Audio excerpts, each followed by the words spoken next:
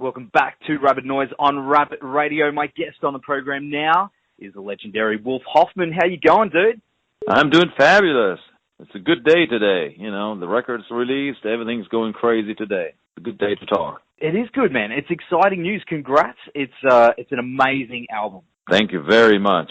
Thank you very much. I'm very proud of it. It's a very personal project, very dear to my heart. Sort of a labor of love, if you want, you know. Yeah, definitely. Headbangers Symphony. You know, it's your second solo album. It's been a little while since you've done one, right? Oh, a little while? Yeah, that's the understatement of the century. It took 20 years. You know, focusing on another solo album with all these renditions of classical songs. Yeah, it feels great to finally get it released and to, show it to the world, because it's been sitting here on the sidelines for many years, except was so busy when we regrouped in 2009 with Mark Tornillo, and we started to make records right away. We started to go on tour, and all this time I had this this project sitting here half finished or three-quarters finished, and I could just work on it a little bit here and there when I came off the road. It's been a painful, slow process over the years. But that makes it even more exciting now that it's finally out there, you know what I mean? And it's complete. Feels great. So what was the biggest challenge when it came to preparing this album? Well, many challenges along the way. First, I had to find somebody who was from the classical side of things who could help me with that, because I'm just a guitar player with limited knowledge of I can read a little bit of music, but I'm not very good at it. So I found this great guy called Melo Mafali.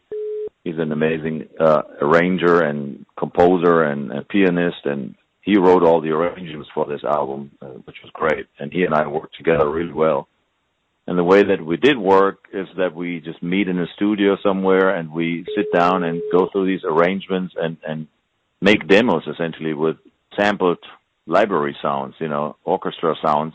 And when we have the correct arrangement for the piece, then Melo goes ahead and makes the sheet music or the transcriptions. And in the end, we went to a orchestra in Prague and had it played by a real live orchestra, 40 people in one room. It just sounded amazing. That was a great experience. That must feel pretty good when you work so hard on getting it all together, and then you hear an orchestra. You're jamming along with that. That's amazing. You have no idea. Yeah. It's one thing if you hear it in the studio when it's all sampled and stuff, and it sounds quite realistic already in places. It sounds really amazing already in places. But then when you hear the real deal and the real guys playing these old instruments in a great sounding room, everybody together and all, oh my God, it's you can't imagine. It's a great feeling, and it's an amazing sound. But the way I see it is, all the classical stuff, that was metal before metal was around. There's so many... Oh, hell yeah. Yeah, absolutely. Metal's got so much in common with classical. I think it's something that's kind of been overlooked over the years, but over the last couple of years, you have found there's a lot more bands incorporating that style more than ever. There's more symphonic metal bands now, and what do you think that is? Yeah, I think it always had a lot of in common. I mean, it's been a lifelong fascination of mine to try to combine the two worlds. Ever since I was a teenager, I thought, wouldn't it be cool if we can steal some of these grandiose classical compositions and sort of stick them in our world and use them in our on our CDs and our songs, and play them with metal guitar. How much fun would that be? So I've been trying this kind of stuff for a long, long time, and to make a complete album with it is an amazing experience. I'm not the first one to try this kind of stuff. A lot of people have, and a lot of people will, because, let's face it, these are just compositions that stood the test of time. If something is good enough to last for 200 years and people still love it, then there's got to be something there, Oh, definitely. But I don't think anyone's done it quite like you have, because you've taken. I hope not. Because you've taken the original music, and you've done your own thing with it instead of just adding strings here and there. It's quite impressive, man. No, you can tell you put a lot into it. Thousands of hours went into this thing. It's weird, you know. You work on something for so long, and then people listen to it in 1 hour. But it took me literally thousands, and I don't know how many thousands of hours. But this is a lot of work that goes into that. But you know, if it's something that you enjoy, then it doesn't really feel like work. Well, that's it. That's exactly right. Because I mean, it's something that you put in, you know, your heart into. It's not work. You can't. It's not work if you love what you do. You know, in a weird way, I would have done this project even if nobody else would have ever, you know, listened to it. You know, it wasn't really meant to be a commercial project there where you have a target audience and you know you've got, you know, you meet some sort of certain expectations. I could just do whatever I wanted to, and that's what I did. You know, I just made this album until I felt it pleases me, and if it finds an audience, then great. And if it doesn't, I wouldn't have cared either. I just wanted to do it because it's very fulfilling, and it's something that was on my bucket list, if you want, for a long, long time. And I just felt like this is something that I wanted to get out of me. So, but hey, I love it, and people enjoy it. And so far, I'm getting great, fantastic reactions from people all over the world. You know, so maybe definitely, I hit a nerve. I don't know. There've been a few people yesterday when it actually got released into stores. I saw people taking pictures of it and posting it on Facebook, and you know, they were excited to get it. So it's definitely getting out there. Well, good, nice. Yeah, we also made a video for it, which was released today, so you can check that out on YouTube. It's just one song. It's called "On Bald Mountain," the second song on the album. We filmed a fun video for it. It turned out quite well. I love that track. I love that song. I've never known the title. Is that the original title of that piece? Yeah, it's called "Night on Bald Mountain," I believe, in the original. There's different versions of the title, but I think that's one of them.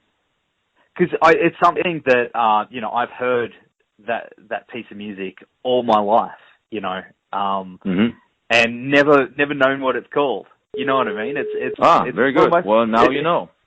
I've learned something new. Thank you for introducing me to what it's actually called, because I actually love that piece. You know, you hear it and you go, man, that's a cool melody and stuff. It's so badass. Even I didn't really have to change it much. It was already pretty badass. But as soon as you bring in drums and guitar and everything else to it, it becomes even more metal, you know. But even this started out as a very heavy piece, if you want, already, you know. There's some others on the album, like, for instance, the Vivaldi piece that in the original composition is quite lame, or, you know, it's beautiful, but it's not metal at all.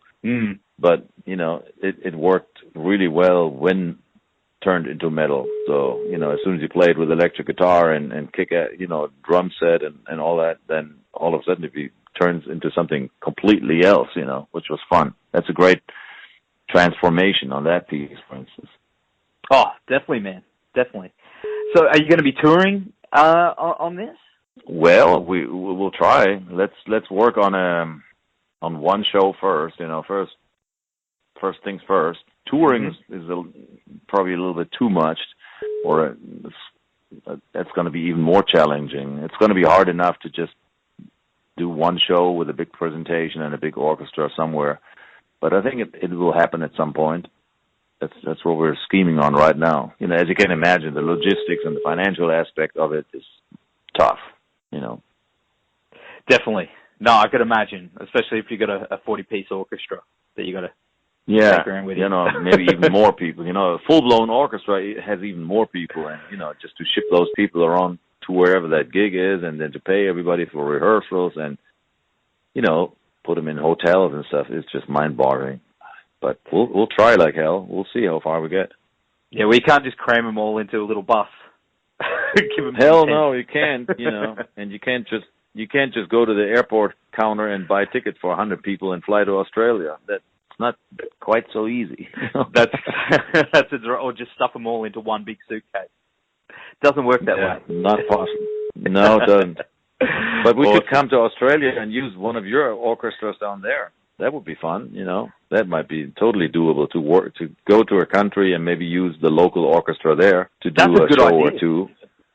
Yeah, well, that's what people have done in the past. Normally, you don't really ever travel with your own orchestra. You usually go to where the orchestra is and just rehearse for a couple of days and do a show that way. And that might be something we do. We'll have to figure it all out.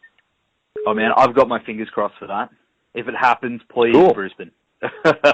Don't leave Brisbane out, man. Okay. We'll be keen. Note to self. Brisbane it is. Excellent, man. Well, thanks so much for taking the time to chat to us again on the show. We're going to go to the track Night on Bald Mountain from Headbangers Symphony now. And, man, hopefully, fingers crossed, we'll catch you down here soon. Yes, please. Let's keep our fingers crossed. I love it down there in Australia. So hopefully we'll be back there before too long. If not with Headbangers Symphony, then maybe with Accept. Oh, man, fingers maybe crossed. With both. Who knows, That would be mind-blowing. That'd be mind-blowing, man. Well, dude, thank you so much. It's been a pleasure talking to you. My pleasure. Dude.